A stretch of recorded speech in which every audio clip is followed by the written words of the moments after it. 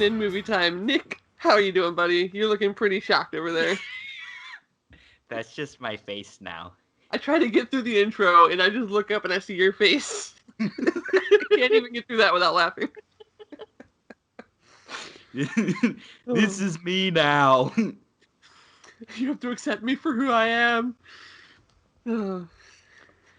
Kurt, what has been new this week, my dude? Not a lot, man. Just same old stuff. Work, home, watching a lot of TV shows. So that's been my life. What have you watched this week? That's the real question. So I've been watching a few shows. I talked on the Ex Machina episode about Devs, the Alex Garland show.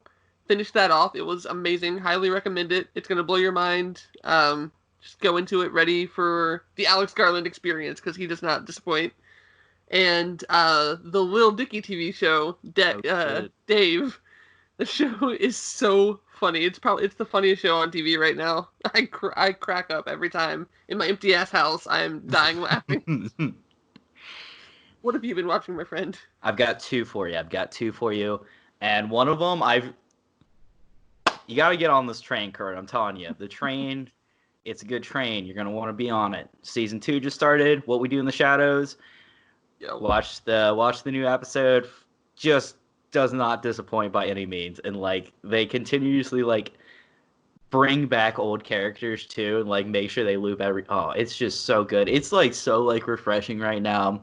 And then the second thing I've been watching, by the same person that made, one of the people that made Adventure Time was a writer and a producer on there as well. He made this show called Midnight Gospel, which is, it's really bizarre because it's, kind of, the visuals look like Super Jail, which is, this super trippy cartoon. And then the actual, dialogue that's happening is a podcast.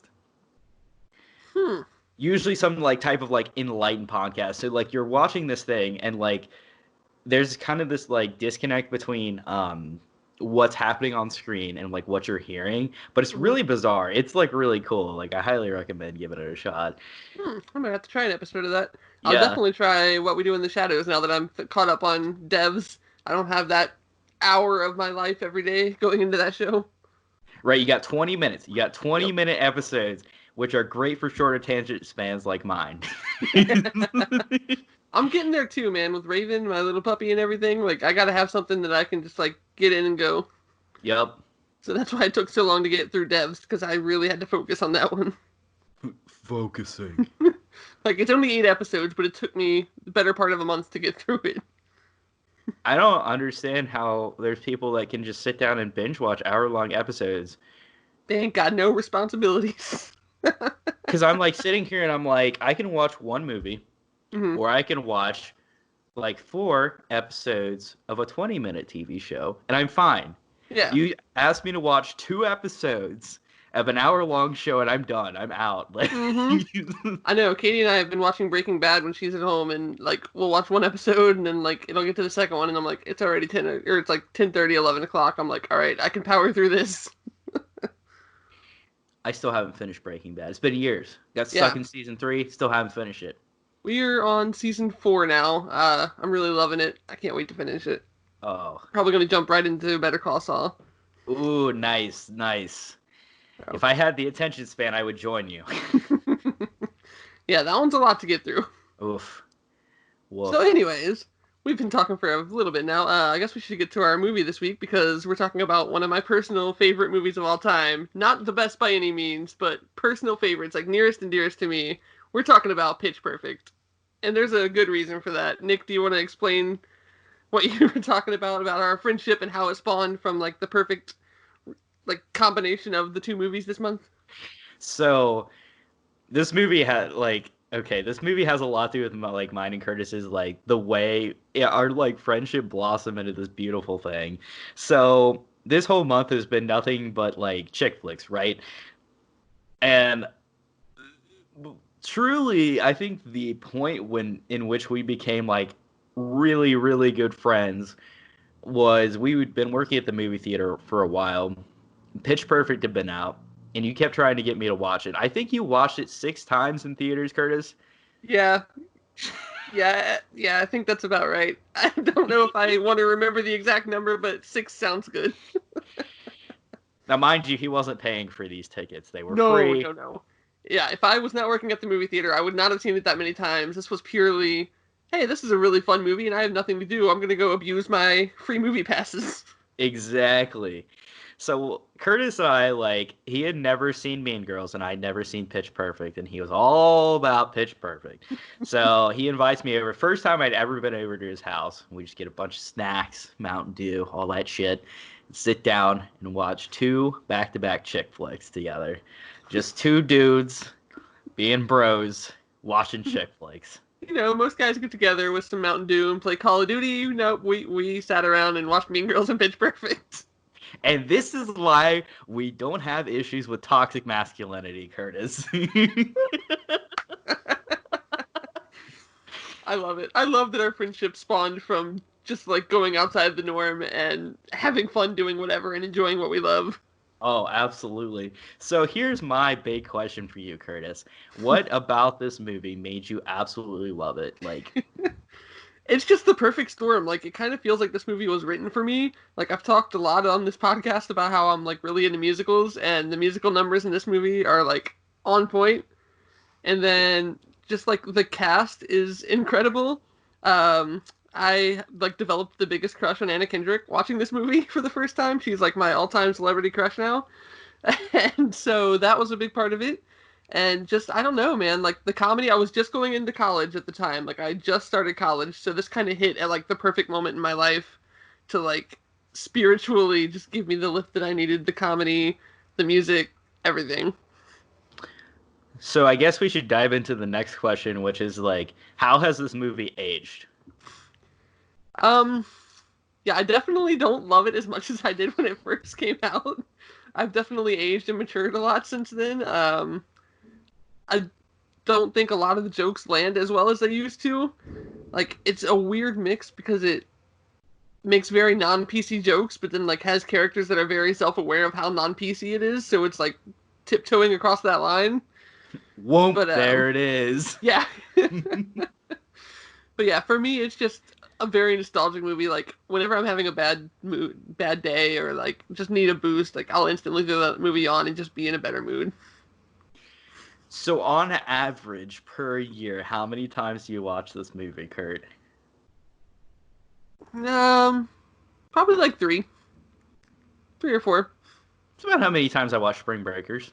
Yeah, it's a good safe number. Not 6, right? No, no, not 6 a year. No, no, I am good. So what character or characters do you identify with the most? Personally, probably like spiritually, I feel like Jesse because his love of music and movies and like the combination of those two things. That's something I've always really wanted to try to do.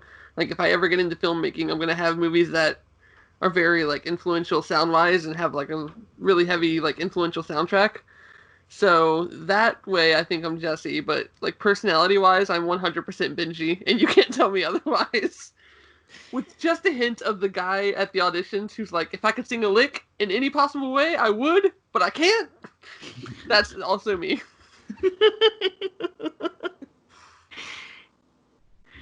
Oh my god. Who do you see yourself as? Uh, in this movie? Yeah. Oh fuck. You can't ask me and then not expect me to ask you the same question. Oh, that's a Gotta be that's a prepared. fair question. Honestly, like looking at it, I'm kind of gonna go with like Anna Kendrick just a little bit, like Yeah.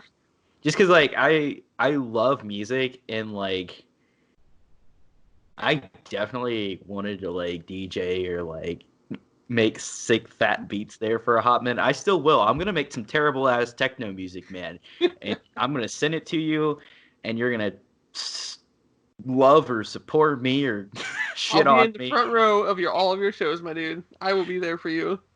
That's my Nick. I will be rocking out to all of your hits. Dude, I love it. Yeah, I could definitely see that. Even like your personality a little bit. You got that like little bit of sassiness to you.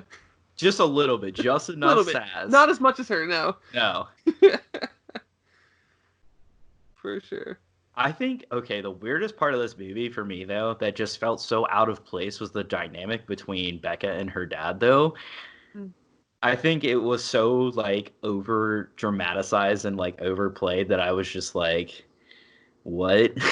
Yeah, this movie, certain parts of it definitely play up to like the high school audience, and that was a big part of it. Was like it's a very forced, like basic story. Like it doesn't very try to go very deep. It's just here's what it is because they had to have something. Like she needed a reason to join the a cappella group. The the Barton Bellas. Bellas. The Bellas. The Bellas. What a name. So, okay. So, what is your favorite scene in this movie, Kurt? My favorite scene has to be probably the final time the Bellas perform. Like that whole performance, that ending montage is so like it brings together every song that's shown up throughout the movie, like in little ways, and it like the Breakfast Club moment and everything is just it plays out so well. Like it's one of my favorite scenes in cinematic history, honestly. Really? I love it so much. Like maybe it's just nostalgia and stuff, but like I always get like a warm, happy feeling when that scene is on. When that scene is on, yeah. You also like really like musicals a lot, so I guess that like mashup for you, like Mhm. the way it sounded and everything like that and like came together.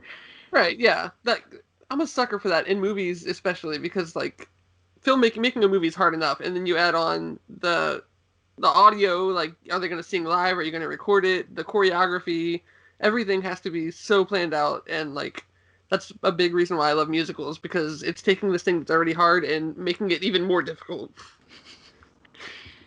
We would be doing this movie a disservice if we didn't Oh my god! talk Do about. you remember the Vines? Yes. There was this one guy that just did that song every time it came on, no matter like what cup or jug or thing was in front of him, he had to do it. Yeah, I have like a full cup of water, and I was like, I cannot afford water damage in this apartment, right? So I had to grab like a smaller one that was empty, so I didn't get water all over the place. That was like a big song, man. Like that was on the radio all the time back in the day, and like they did a professional music video, and it was insane. I haven't seen the professional music video, and now I have to It's because I'm good, just cup stacking, like actual like professional cup stack. Have you ever watched professional cup stacking, Curtis? yeah. I got a cup stacking set one year for Christmas, and it was like the speed, like the people that speed break them down, so like you stack them up and then like, yeah. Yeah. They make it look so freaking easy. I'm like, pa, pa, pa, pa, pa, pa. No, that was a pretty good music video. You should check it out for sure. They had like a contest for everybody to like send in themselves doing it, and then like the best people got picked, and they were like on set. So the whole thing's like she's in this diner like serving everybody, so they're all like doing the thing while she's going around serving them. It was neat. Oh yeah. Oh shit. I just noticed that I have a corporate logo on this cup. Don't get us sued, Nick. Oh fuck. I'm gonna have to I'm gonna have to blackfire that later. All the corporations are sitting around like we're gonna sue you so hard. You and your two fans. Thanks for sticking with us, guys. We love you so much. We just try and bring joy to this world sometimes. You know, that's the only way to get through life. So, who's your favorite character? Like, not who you see yourself as, but like the most fun character for you. Oh my god. So like it There's definitely some strong characters. Oh yeah. It definitely used to be Fat Amy. Hmm. But like I hadn't watched this movie in like 3 years, so like the type of humor that's portrayed in this movie is very like not PC. Like you said, it like tiptoes on that border Hmm. for sure. And like there was there was an awful lot of Jewish jokes, and I was like, "What?" I Yeah. didn't notice that the first time around. Yeah, I and was like, it's a funny way they do it too, because like Amy is so ignorant and like they'll make that joke or whatever, and then Becca or somebody will just look at them weird and then like move on Yeah. to the next thing. right. It's like, okay, that's messed up, but we're just gonna move on. So it like almost acknowledges that it's like not PC, but like it's very strange. Hmm. I think my favorite character though, and I don't remember her name. She's the one that like talks like real quietly. Oh, Lily. And then she messes up to eating her twin in the womb, and I was just like, Have you seen the other two movies? Because she has a pretty good character throughout the rest of the movies. You don't need to watch them. They're terrible. They're not good, but I love to hate watch them. I will forever be loyal to that series. The second one is okay. I will give the second one that it's not bad. The third one was totally unnecessary, but it still has scenes that make me love it. is it necessary for me to drink my own urine? No, No. but it's sterile, and I like the I like taste. the taste. Good stuff.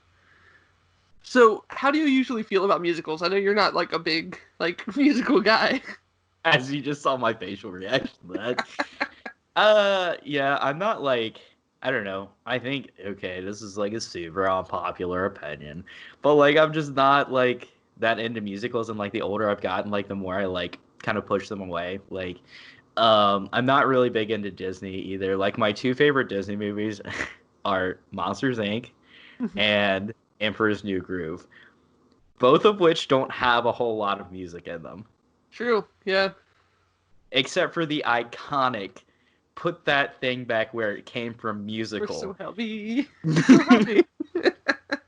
I'm going to get on a 2-second rant here. I am pissed off at Disney Plus because they did not put the bloopers into Monsters Inc. or any Pixar movies, and that is uncalled for, and that is child abuse. That's the best part, man. You can't deprive our children, the children of this nation, the bloopers. This is the best fucking part of those movies. Oh, man. During the credits, hearing that music and then, like, the little bloopers popping up. Oh, so good. Marker.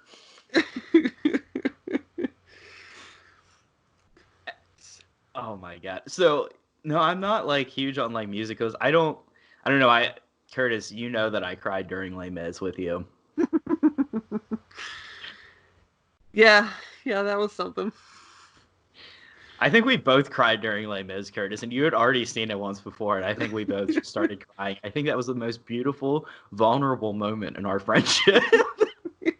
It really was. I don't know what it was about that moment. Like, I guess it's because it's like the ultimate bro movie. Like, it's all these friends like coming together to like fight the like monarchy and all this shit, and we were just like, oh, dude. Anne Hathaway really got me. True, yeah, you do like your Anne Hathaway, so that does it. You know, I'm not opposed to musicals. Like, I love South Park, and Trey Parker is an incredible. He's so like musically talented. Like he writes all the music for South Park. He does. Was it Book of Mormon, which was absolutely incredible as well. I love that show so much. It's so good. And then like also like the South Park movie. And so like low key I'm like, do I actually hate musicals, or am I just saying I hate musicals? It is kind of like, it's a hard thing to reach, like grasp to, because it's like a very like polarizing thing. Like you characters just burst into song like randomly and stuff. And I definitely get that it's not for everybody, so it might not be for you. That's totally fine. I love you just the same. I love that you love musicals. Yeah, I'm just weird in that I don't mind, and I love that, and especially in a lot of Broadway shows or like theater musicals, like it adds a whole other level of emotion to it when like the thoughts and like emotions are put into song. Like it adds a whole new thing when you see that live and see somebody like belting and singing their heart out. It's incredible. Oh, absolutely, for sure. So I guess here's my next question for you, Curb. Do you think there will ever be a Pitch Perfect musical? God, I hope not. Let it die. Please. I've been saying that since the end of the second movie. Just let it die. Yeah, even a lot of the scenes in the third movie are just repeats of what happened in the second movie. There's literally a scene in the second movie where they're about to graduate and go off and do their own thing, and they're sitting around the campfire, and they're like, all right, here's what I'm going to do. Here's what I'm going to do. This is my plan for the future. The exact same freaking scene happens in the third movie, and they just act like nothing ever happened. Like they're just like, oh, this is fine. This is still like hitting the same emotionally. It's like, no, it's not. Okay, the real question is, did they just reuse the footage? No, because it was in a different setting. So they purposely like made this like entirely same scene, and a lot of the characters like things had changed too. It was such a bizarre thing. Okay, so my question is if you could go back in time and tell the Pitch Perfect people how terrible the third movie is, do you think it would prevent them from making the third movie? No, because that series was way too popular. There were too many people that wanted to see it. Too many young girls. It was gonna happen. It was inevitable. I feel like this movie has such a weird cult following behind it. It's like all the girls that were in high school when the first one came out, and they're just like obsessed with it. Like my little cousin Haley, she was in like middle school, and because I loved it so much, it passed on to her, and she was like just as enthusiastic. That's so funny because it like definitely like encompasses like, oh, this movie has almost the same like type of cult following that I would say like Scott Pilgrim has. Mm-hmm. For sure. Going from that, how did you feel about the relationship between Becca and Jesse? Because I have some shit to drop on you.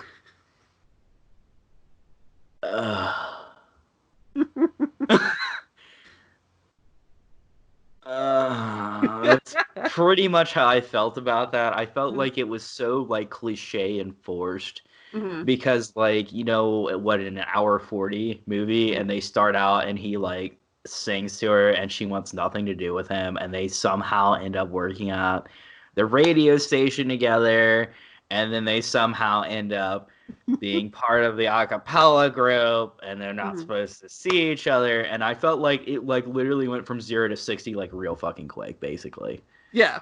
No, it definitely feels a little unnatural, which is why they definitely don't end up together. Actually, Jesse's not even in the third movie at all. That's funny. But that was because of fan involvement. Have you heard anything about what happened? No, enlighten me. So, after the first movie, the fans all got together and decided that they liked Becca and Chloe together. That was like the big ship. They were like, Becca and Chloe are totally gonna like get together. This is a thing that needs to happen. We're gonna make it happen. And, like, there was this big campaign online. So the second movie, Jesse is still like the main love interest, but there are definitely some nods to like the people that liked her with Chloe more. And then the third movie, Jesse, none of the guys are even in it. Like they just totally cut them off, forgot about them. Like there's some offhand remark at the beginning where they're like, "Oh yeah, Jesse's off with his new girlfriend or whatever." And then the rest of the movie, like they don't get romantically involved, but it's like scenes of them together, like Becca and Chloe. Like it's like this is 100% the worst fan service I've ever seen. It's because of the shower forced. scene. Yeah, it's so scene. Forced, dude. It's so bad. And like, I really want to see what the movies would have been if that hadn't have been a thing, because it was seriously like everywhere online.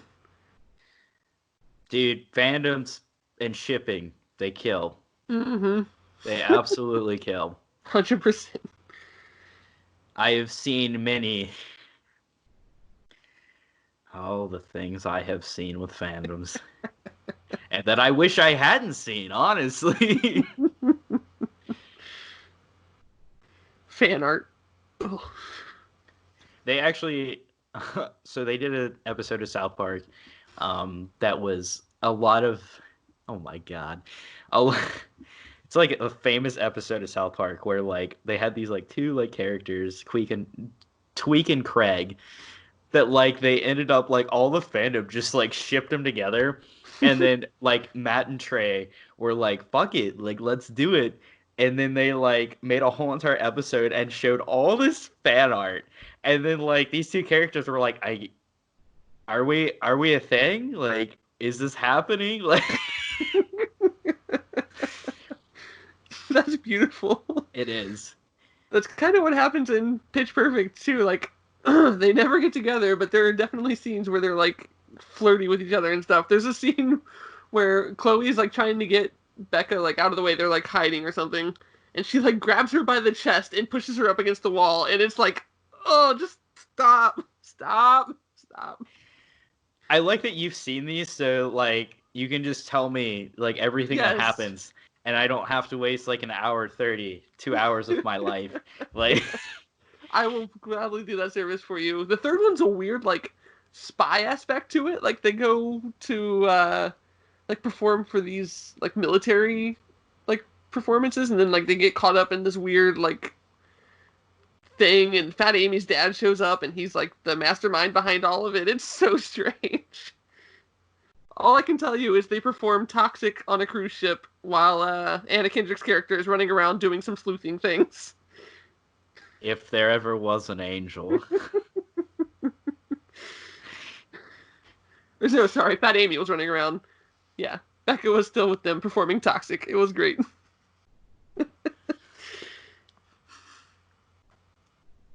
So how did you feel about the commentators in this movie, like during all the performances? Because I like their dynamic, where he is like the classic like Republican non-PC guy, and she's just making all these sassy remarks about like how idiotic he is. It was like very bizarre, and you could definitely tell that Elizabeth Banks had like a giant input into this as well. Mm-hmm. So like it goes back to that whole entire it tiptoes on that edge of PC and not PC, which like I feel like today, like if Pitch Perfect were to come out in 2020, like it would not have the same cult following or anything like that, because like we recognize how like non-PC that is. And you look at something like Booksmart, Mm-hmm. that's like come like light years in terms of like how we view like especially like women in movies and whatnot. Right. I think as a culture we've decided that it's better just to not even joke about how ignorant those things are, and just like leave those Yeah. points of view out of there entirely. Yeah. Because like it just adds fuel to the fire, and people like actually think it's like okay to do and shit like that. Mm-hmm. So like yeah, I definitely like saw a lot of like sexist remarks from the guy, which I think was supposed to happen. Oh yeah, Like 100%. And then like she claps back with some little comment about it too. Yeah. yeah. And she kind of like plays into the sexism as well. Mm-hmm. So it kind of adds this like interesting dynamic and shit. Yeah, for sure. Elizabeth Banks actually directed the second movie, and I think the third. I don't remember if she did the third or not, but she like had a big part in the series overall. She was what, EP or just a producer on this one too, wasn't she? She produced, yeah. Well, maybe she should have let it die. Yeah, they should have just done their movie and been gone. Even the second one, I would have dealt with that one, and it was pretty good. But you know, I can't say I don't watch the third one. I still hate watch it from time to time, and there are scenes that I enjoy in it. But overall, it's like, Okay, so my biggest question to you is what is the best time for you? Like when do you sit down and you're like, I want to watch Pitch Perfect 3 today? I don't know. Like it just kind of usually I've watched the first one recently, and I'm like, all right, I might as well just finish the series at this point. It's never really like sparked just from that one. I'm never like I just need to watch the third Pitch Perfect, specifically that one. It's just like I watched the first one, I get on a kick, and I'm like, I might as well finish what I started. Okay, my next question is, how would you rank Pitch Perfect 3 in terms of worst movies you've ever seen? It's above Jurassic World, Fallen Kingdom. I don't know. There's still some scenes that I really enjoy in there, but overall, yeah, it's pretty low on that list. They're pretty high on that list. So, like, I feel like Jurassic World Fallen Kingdom for you is, like, almost one of the worst movies that you've ever seen. I don't think it's the worst, but I think it's probably top 5. It's probably top 5, top 10 in there. Yeah, definitely in the top of movies that I disliked. Like, I don't know, I guess worst too, but I despised that movie in a way that I despise very few things, because, you know, I don't like to dislike things. Curtis, oh my god, now we're gonna have to watch it, and then I just want to hear you go on a huge ass tangent about how much you hate this. Oh my gosh, I don't need that rage in my life. Curtis, I think we need to fuel the rage. I think you have so much pent-up rage, and I think this is the most positive way to get this out of you. Just get it out. Just let it flow. Let the anger flow. Like the diarrhea from the buffalo. Let your anger fester from within. And then we'll put that anger back in, and then ship it off. Seal it back up nice and tight, and let it simmer back there a little bit.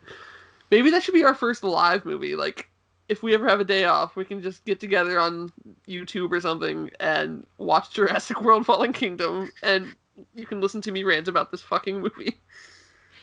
Yes, that is going to be one of our months, is we're going to do movies that we absolutely hate, and then you're going to find out movies that Nick absolutely hates that the masses love.